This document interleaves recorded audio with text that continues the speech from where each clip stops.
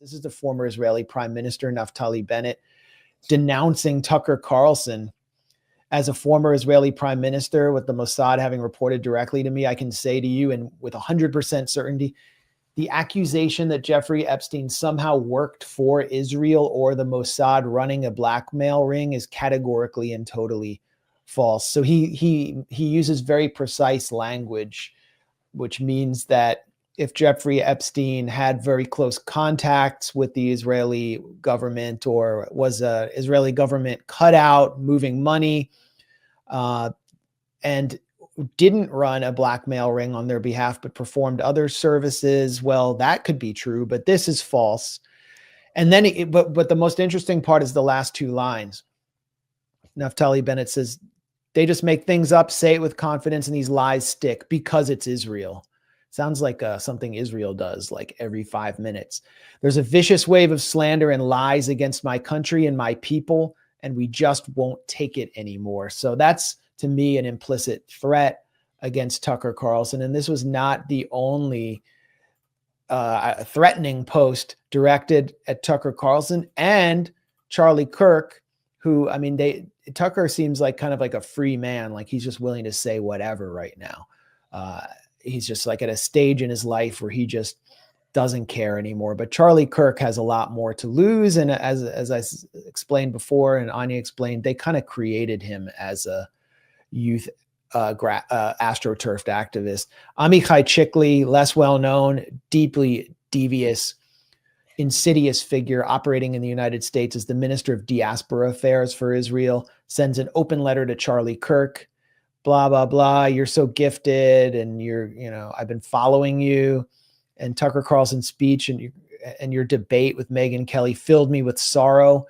And then he says, I don't know whether Jeffrey Epstein was an intelligence asset for any agency. I would like to know. And then he attacks Epstein for being friends with prime ministers who were on the so-called left in Israel, the genocidal left, like Barak and Olmert. It goes on, and then until he says, that Tucker Carlson and Candace Owens and all these figures, Daryl Cooper, are Nazis who love Hitler, and you just can't be platforming these people anymore. So they're basically telling Charlie Kirk, if you platform Tucker Carlson again, it ends with a photo of Tucker. We're going to take action.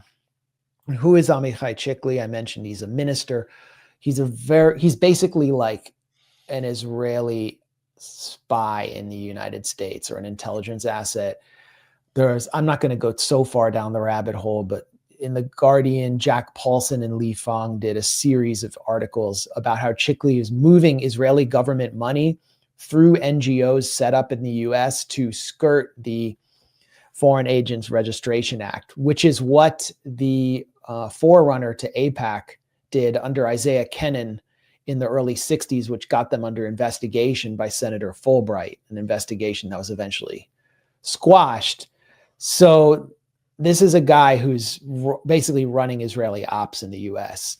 But this is also what gets to the core, the issue of, like, did Jeffrey Epstein work for Mossad? Well, did he work for the Mossad, or did he maybe just work for pro-Israel Jewish billionaires that were funding him to get him to do this? Like, who themselves are Mossad. Exactly. That's the thing, is all the way that these money men work is that a lot of them are fronts. They might not be the Mossad. So they might be able to say, like, Jeffrey Epstein wasn't answering to Mossad, but what was he doing? What were all those cameras for? What was he filming people for? And what was the interest of if he wasn't working for Mossad, which is totally possible, we pretty much do know that he was working for pro-Israel billionaires. Yeah, and I think that's the key point. Like, even if there is no direct Mossad tie, the point is all these slime balls are pro-Israel, and they're pretty much Mossad fronts. I mean, that's what they are.